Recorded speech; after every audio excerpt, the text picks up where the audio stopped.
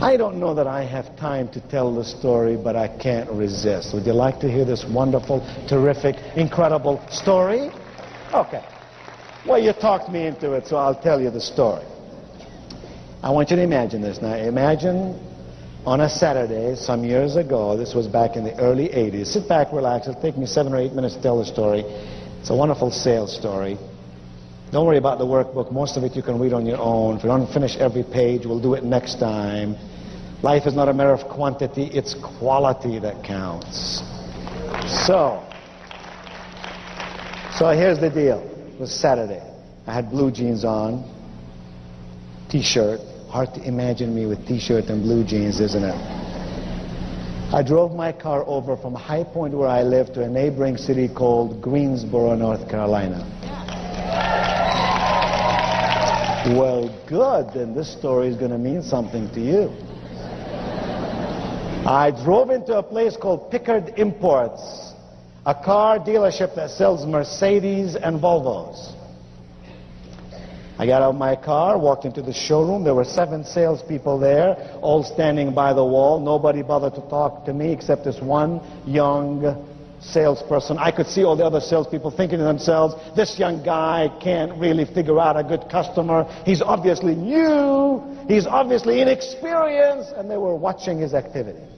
He came over to me and he said, hello, sir. How may I serve you today? I liked him already because most people say, can I help you? No, do I look like I need help?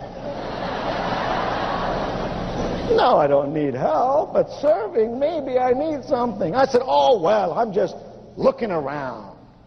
He said, sir, let me just ask you a question. He said, sir, what model Mercedes do you own now?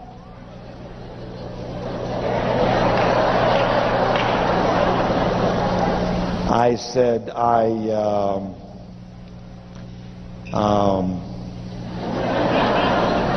ain't got one. He said, that's funny because you look like a man who would and should have one. I was falling in love with the guy right there and then. He took 27 minutes to show me every model on the floor, let me kick all the tires I wanted to kick, showed me a 7-minute video, told me why a Mercedes is a car of style. It's not ostentatious like maybe a Rolls Royce might be in the city in which I live, how Mercedes would last forever, how Mercedes would be a great write-off. In 83, 84, we could ride over 7 years and then get another one. And at the end I said, I thank you very much, and I began to leave. He looked at me with pad in one hand and pen in the other and said, sir, may I have your name, please? Wow. A guy with a pad and pen is expecting some stuff. You better give him the stuff. I said, sure, my name is Wayne. And watch to see what he's going to do. A dumb salesperson would say, mister, would you repeat it? I'd say, sure, my name is Wayne. A smart salesperson would say, what? Would you spell it for me, please? I said, sure. I couldn't have said, yeah, it's Q-U-E. He would then know that I am a foreigner, right? No. So I said, sure, it's Q-U, B as in boy, E-I. N as in Norman. He put it down. It wasn't but 2 days later he called me up. He said, Mr. Cuban? Gotta tell you, Mr. Cuban, we just got the car you're looking for. Now go back to 83. That was a 450 SEL. He said, metallic blue on the outside, navy blue on the inside. It is a beauty. And he said, Mr. Cobain, or Mr. Cuban, I'm dying to show it to you.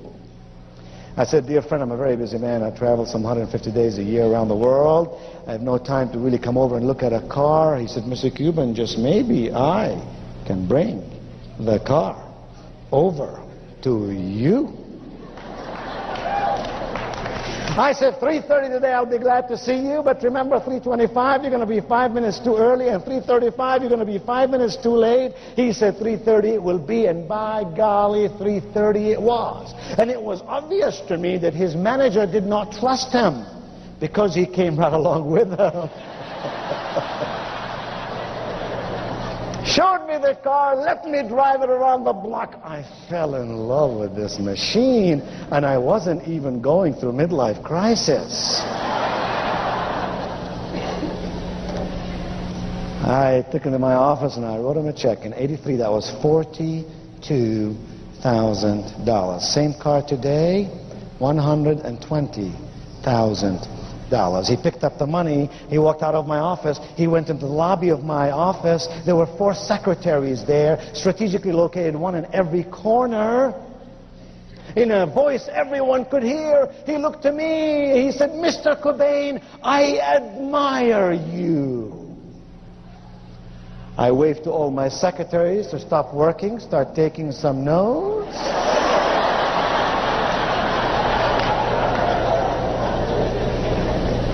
I said, "Really? Why? I got time."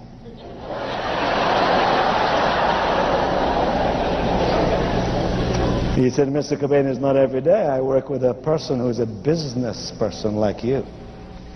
I know what you did today. You did not spend your money. You invested your money in something very worthwhile. I know what you're going to do. You're going to drive that car around. You're going to feel safe. That's number 1. You're going to feel good. That's number 2. You're going to live in style. That's number 3. Oh, Mr. Cobain, I know. You're going to put this car on business. You will depreciate this car over 7 years. Oh," he said, "what America needs are more refugees like you."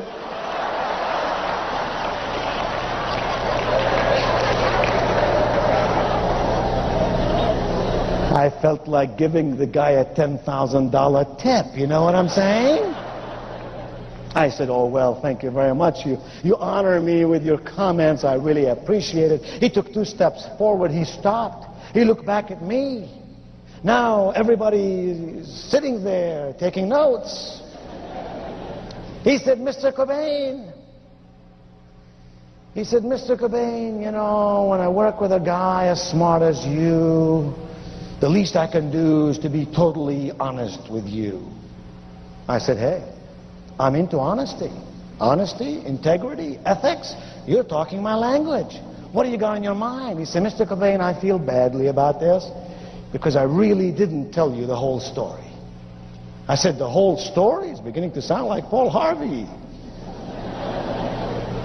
I said, "What are you trying to tell me?" He said, "Well, you see," he said, "Mr. Cobain, I don't know how to tell you this, but this car comes in a set."